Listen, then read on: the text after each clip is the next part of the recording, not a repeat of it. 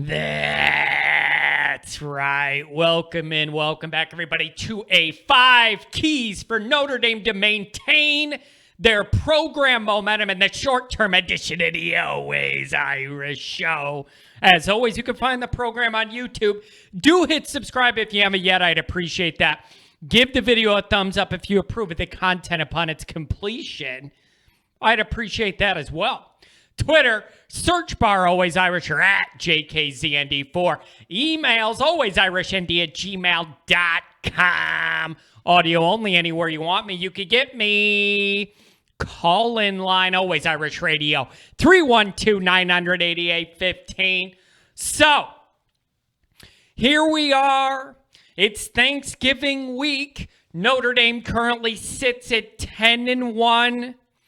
And I am starting to look at the short-term but big picture stuff that matters for the Notre Dame program moving forward. I like calling a timeout sometimes and doing these little thought exercises. It helps me sit back, call timeout, pause things, and kind of come up and take a big picture view about exactly where this program's at and exactly where we need to go. As we sit right now, it's pretty clear, obviously, goal number one is to embarrass, dominate, and humiliate Stanford as much as physically possible. Okay? They are 3-8, riding a 6-game losing streak where they've been outscored 210-86 and just lost to Cal at home 41-11 last week. Okay? So, you want to talk about Notre Dame going to play Stanford and Palo Alto. Here's the deal. It's the exact same thing I've been saying when we play dumpsters that are flaming. This is another week where the game is 100% all about Notre Dame. What we do, what we don't do, how much of it we do, how well we're doing it. This is another situation that's all about Notre Dame, not the opponent. Okay? And again, I say this not to denigrate our recent opponents, but I'm just looking at the facts of where we're at and where these teams are we're playing. A team like this that's lost 6 in a row has nothing going for it. Put them out of their misery. There's no excuse not to. They're terrible. Okay? Now, let's assume that happens. Notre Dame would be sitting at 11-1 at the end of this week with the arrow pointing straight up. Now, let me address this potential jinx now. The reason I'm doing this show now is because we have the holiday weekend travel family. My normal recording routine is going to be a little off kilter this week, and I want to make sure I get something else out before the holiday and all that. So I don't want to get ahead of myself. But there's no way in hell we can lose to Stanford. How? This team looks nothing like the team that somehow managed to beat Oregon 7 weeks ago. And even that team, I didn't know how they did it when they did it that week. 6 weeks later, they're all losses. They're getting outscored a ton. We're going to win this game. You got to win this game by a lot. Now, let's assume that happens. Regardless of what bowl situation Notre Dame ends up in, I have 5 short-term priorities for Notre Dame to have in mind beginning the second whatever this bowl game situation is ends and into the offseason to continue the momentum we currently have. Now, some of these things can be initiated and started now. It doesn't have to be when the season's over. But obviously, all of them will be able to be implemented once that's the case. Notre Dame has things rolling along very, very well currently, on and off the field. That big question mark still looms. How do you get over the hump from very good to elite? Here's my list of 5 short-term, big-picture priorities. They're not rocket science, but it's important to have them noted, spoken, and to monitor their progress. Let's get into them. Number 1 on my list, first and foremost, lock up. Hashtag the Freeman factor, Marcus Freeman. Here's the deal, folks. Way too many job openings now for me to be comfortable with. And here's the thing, you guys. Think this through. Dumb people messaging me thinking you're smart. You're not. Think this through. I'm worried about losing Freeman. I got Notre Dame people saying, John, relax. He's not ready to take over the USC job or even the LSU job or the Florida job or the Washington job with no head coaching experience. So what are you worried about? That's not my concern. My concern is that other candidates are going to leave middle tier positions for these big time jobs, which leaves middle tier jobs open. That's where I think Marcus Freeman could get scooped up. So it isn't necessarily those big brand name mascots I'm worried about. It's backfilling who's taking those positions because they're just starting to add up. And I'm starting to get nervous, okay? You want to maintain your defensive recruiting momentum. You want to keep up this continuity on the installation of this new look defense. You're going on 3 weeks in a row not giving up a touchdown. I don't want to mess that up. Find a way to keep this guy here. Nothing's even happened yet, and I'm mad about it. Keep him here, okay? Find a way. And if that way is money, what a coincidence. Notre Dame has a lot of it. Okay? Keep this guy in the goddamn building. I'm going to lose it. Number 2, continue the terrific overall recruiting momentum push. Currently for the 2022 cycle, number 4, according to Rivals 247. 2023, number 3 right now, okay? You are recruiting up with the big boys when you're in that level. This keeping the recruiting momentum going, Freeman has a lot to do with that. So make no mistake about it. Numbers 1 and 2 are intimately connected to me. Make no mistake about that. Here's number 3. Continue to develop your exciting, athletic, capable, young talent. Now, this discussion is a little bit of the chicken or the egg situation. More young guys are contributing than I'm used to seeing, some out of injury necessity, and some just out of pure undeniable skill that has to see the field. So then are you playing them more and more of them because they're just better than the young guys we usually recruit?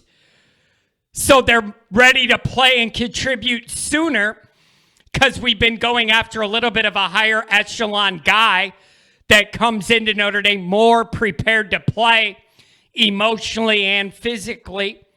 Is that it? Or is the development just getting better? Well, it doesn't have to be one or the other. My guess is it's a little bit of both. So it helps your developmental track when the guys you're bringing in are really, really good to begin with.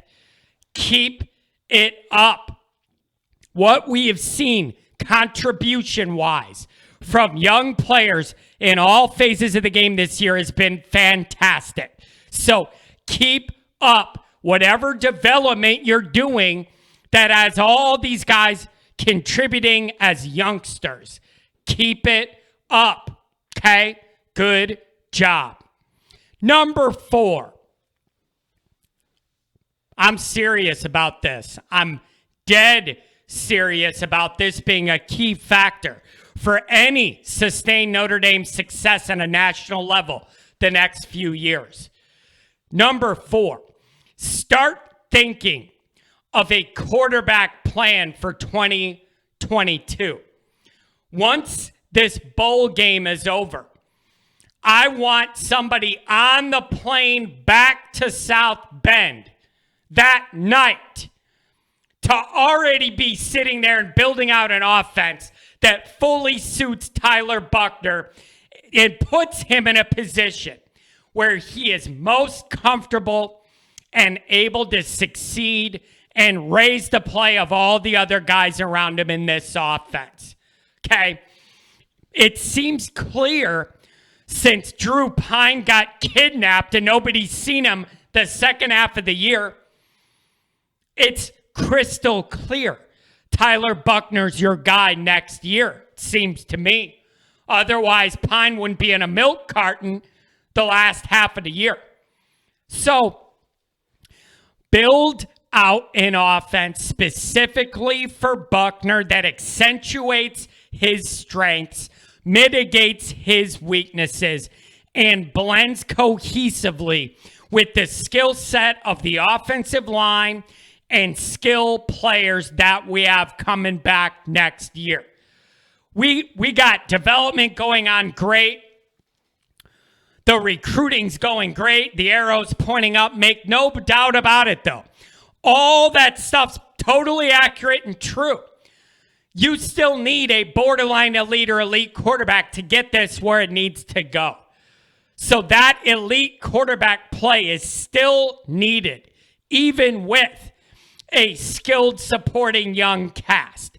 So what is that offense going to look like, and how do you tailor it perfectly for our strengths and his and the lines and the receivers, all of it, and the backs, everybody? Put together that plan. I don't care if there's half of it's option looks, RPO, roll them out, pitch play. I don't care. I don't care what it is. But you need to build something that could be effective in the horseshoe week 1 against Ohio State. So figure out what gives you the best percentage chance to put together drives and score against the Buckeyes. Tailor that all together around young Tyler Buchner, okay? Put it all together. Now, number 5 is probably the hardest item to do on this list because I can't define it and I don't exactly know how to measure it. Like many things I discuss with Notre Dame, this part is a feel. It's not a statistic. It's a feel. It's a vibe. Number 5 is changing this program's mindset to elite. Not really good, not pretty good, not I hope we can maybe do something, not we barely beat Toledo. Like, no. No. Changing the program mindset to elite, where elite results are the only ones that are acceptable in the program. Okay? Now, I know Notre Dame talks about that a lot and all the no. None of what's happened or what we've seen or done or heard is it. Do you see any trophies in the case other than the tent bowl? I don't. So how does this change occur? Who initiates that change? These are philosophical questions. If this was Lou Holtz, he's a natural motivator, knows what buttons to press. On who, how hard, when to let off them. Lou knew. That was a strength of his, was the intuition to know what buttons had to be pressed to turn on that team to get the most out of them any day, half, game, year, whatever. Okay? Who turns that switch for the Notre Dame program? How does it occur? Who does it? Now, the most natural way to do this is make the playoff, win a playoff game, then you naturally have that motivation, momentum, and confidence. I think you could maybe, if you don't make the playoff, win a New Year's Six, build it off that. I like my idea I proposed a couple weeks ago. When the team returns, everything in the football facility is scarlet and Ohio State logos, all of it. You don't have to say a word then. That plane comes back from the bowl game. Everybody sees Ohio State all over everything, all the football facilities. You don't have to motivate. That says it all for you. That tells everybody how serious you are. That tells everybody around the program, yeah, this year was great. We didn't win a title. That's the goal. Starts at Ohio State next year, week 1, horseshoe. All our focus is on them. So it's ambiguous. It's hard to define. But how do you change the mindset into championship elite mode? How and who gets to do that? That is the hardest question I have of all of these items. Who does that? How do you get it to stick and take and translate on the field? That's the next big question Notre Dame's facing. Existentially, philosophically. 10 plus wins 5 years in a row, never been done in Notre Dame. You can't get stuck in neutral here. Got to get over them to that next level. So, these are my 5 big picture, small time frame things that I'm monitoring to keep the momentum going. Happy Thanksgiving. See you later.